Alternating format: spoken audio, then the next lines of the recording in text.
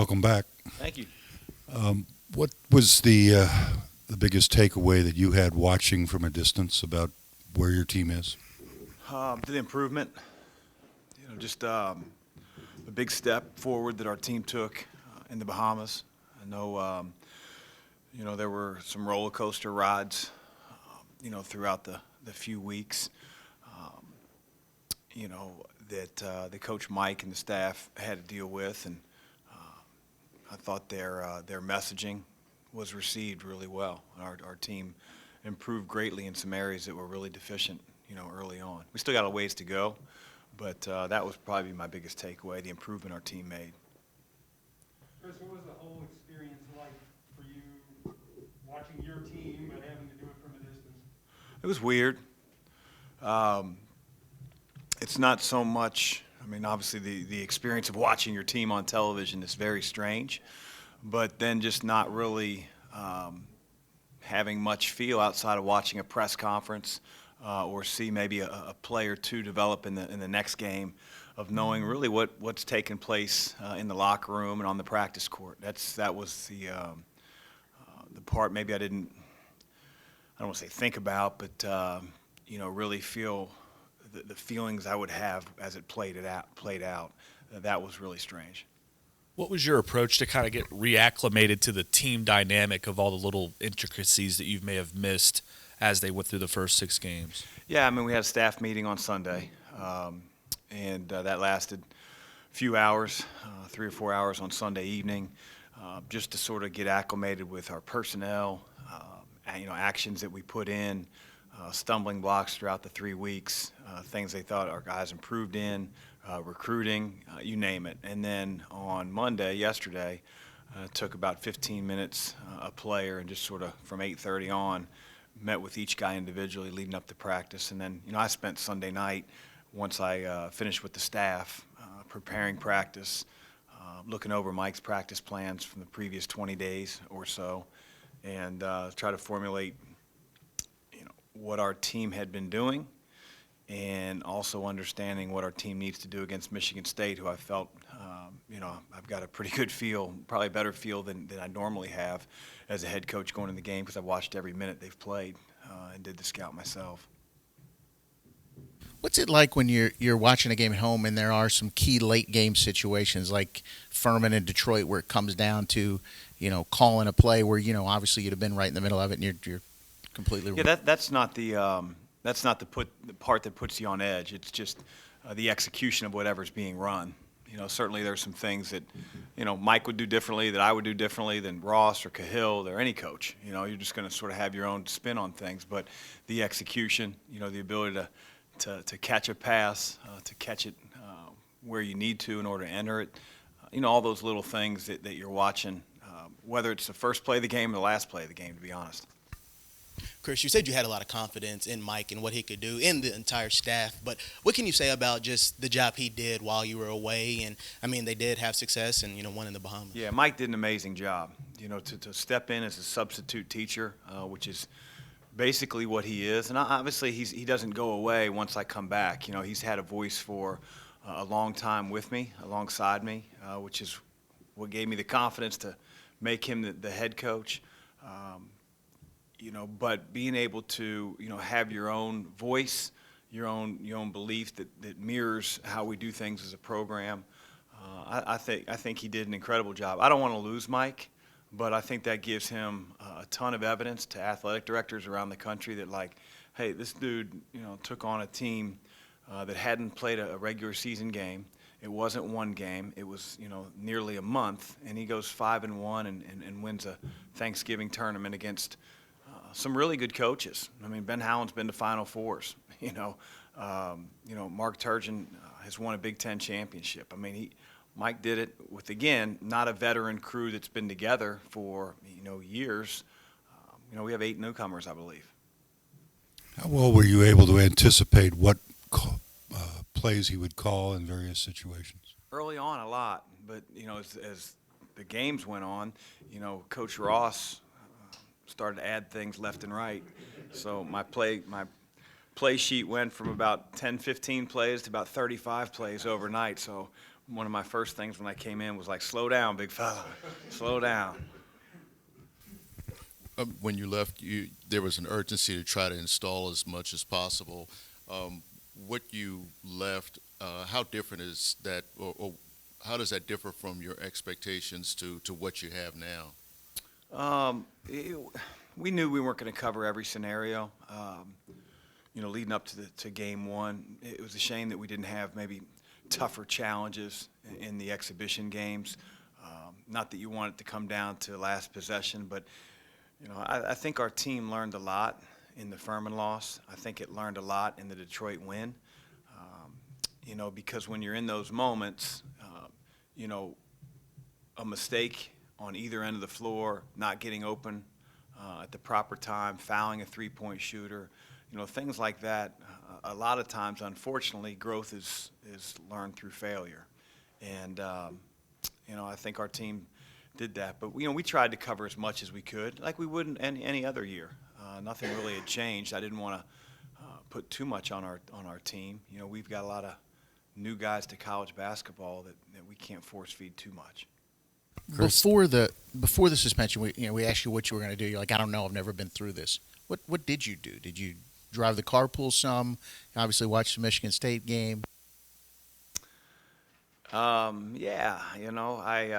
worked out at Planet Fitness a lot over on Westport Road. Those are my peeps. I took the kids to school. I picked them up. That's about it. Chris, what kind of difference did you notice in your team on the defensive end and rebounding in the Bahamas versus the first 4 games? Well, that's the first thing that stuck out is just, our nastiness on the glass in the Bahamas. I think that, our team's always wanted to be a team that surrounds the ball a little bit like gang tackling, keeps the ball out of the lane. I thought while it wasn't perfect, it improved. The awareness off the ball got better. Our stances were maintained longer. We still have a ways to go, and what you've done on Thursday and Saturday of last week doesn't mean that you're going to do it on Wednesday. It's got to be a habit. It's got to be important, and that's our job to continue to make sure our players understand that. And Dre said one thing you mentioned was the pace was a takeaway for you between Navy and Maryland, that it slowed down a bit. Do you want to pick back up, or where do you want that? Yeah, I think that, our guys have to understand that, pace is their effort. In effort in sprinting the ball up the floor, sprinting without the ball up the floor. And, we measure that. And, statistically, it was cut in half from the Navy game to the Maryland game. Again, 2-day turnaround or 1-day turnaround. But, hey, regardless, we're playing 10, 11 players. Those guys got to move up the floor. And with that comes a greater responsibility of not being casual with the ball, which some of our players still don't understand. And hopefully, over time, as we get used to our system and used to playing with that pace, we make better decisions that aren't rushed, that aren't casual, that aren't sloppy.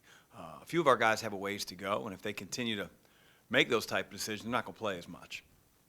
Michigan State 3 years ago was really your first big win as the coach here. It was a top 10 overtime win.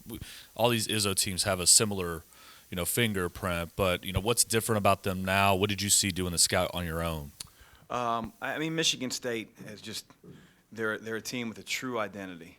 Every year, no matter who their players are, that they're going to play extremely fast, whether it's a missed or made shot by the opponent. They're going to race the ball up the floor and down your neck if you don't get back. That's the first thing you have to do is contend with their pace. The second thing, he's going to run 1,000 plays. If we cover 900 of them, we're going to miss 100 of them, and so those are the ones he's going to run. But there's concepts within those plays, right? There's duck-ins.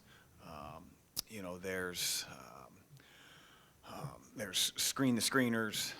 There's just a lot of different concepts that our players have to understand, regardless of how they come down and what alignment and how they try to get into those things. But when the shot goes up, that's when you're going to, either lose or win against Michigan State. And it's why he's practiced in shoulder pads before. It's why war rebounding has come from East Lansing and has spread to 1,000 different programs around the country. And so, when you play him, you got to get back, and you can't give him second and third shots. And it's easier said than done, but that's the charge for Wednesday night.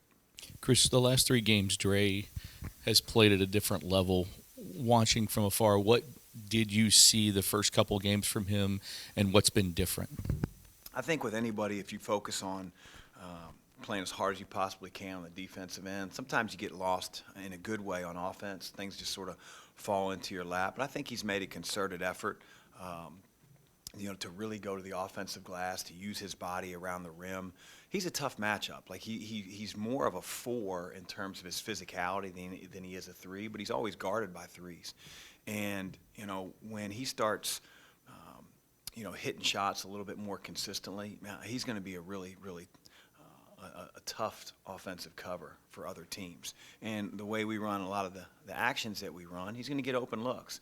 And I think by and large, Dre's taking good shots. And if he does that, then his percentage will go up over time from 3. Is there a wrinkle that was added while you were away that you really liked, that you want to embrace or expand on? No, I mean, I think Mike did a great job, but I don't know if there were any wrinkles. Some of the set plays that we put in, really contingent on how defenses cover certain actions that we run. So I thought there were some really good actions that we put in. Malik got a little short roll, touch finish in the middle of the lane against Maryland, a big possession down the stretch. That was an action that, coaches had put in probably a few hours before the game based on Maryland's coverage. So, again, one of the reasons I hired Ross is he has a great eye for the game and understanding of who's going to help where and what we need to take advantage of. Chris, Malik looked a lot more like himself the last 2 games as opposed to the first 4. Did you notice a big difference in maybe why he played a little bit better in the Bahamas? I think he gave better effort. It's elementary, but it's true. I think that so often in the first 4 games, he sat behind the post player very lazily.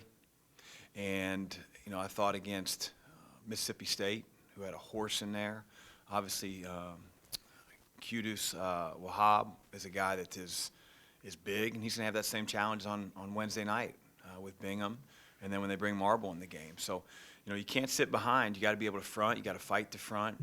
That's how we want to keep the ball out of the post. He does what we need him to do on the glass. I think he can get even better in ball screen defenses. He's really smart, but sometimes he uses that smart like, well, I don't need to expend there, and he's got to use his arms a little bit more and make the guard bounce out a little bit, which he's more than capable of. And I think he's getting in better condition. The more games he plays, the more rust gets knocked off. Offensively, he's made some good decisions. He's got to be stronger with the ball and make even better decisions and finish around the rim. And when he adds that, and I think he's an all-ACC type player for us.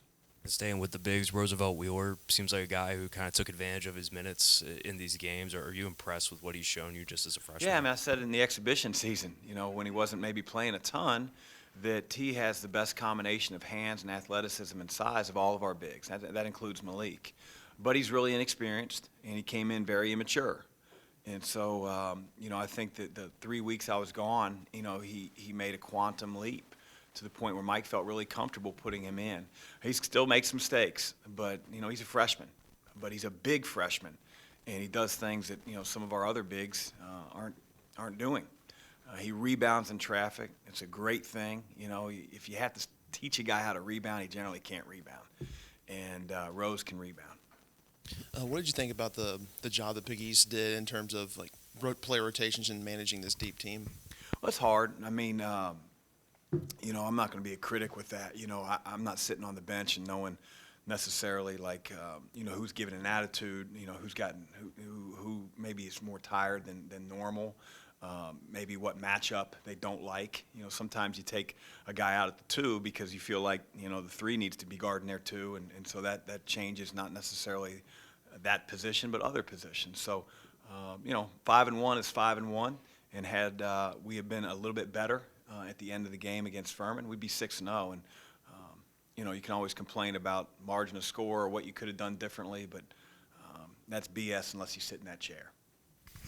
Dre said one of the words that he had missed during your absence was conversely. Do you use that a lot, and can you give us an example? Who? Dre. Dre. That's good. I don't know if Dre knows what it means. Well, Dre knows what it means. I don't know if every guy on the team knows what it means. But it's good to know they got Coach Mack's imitations down. Thanks.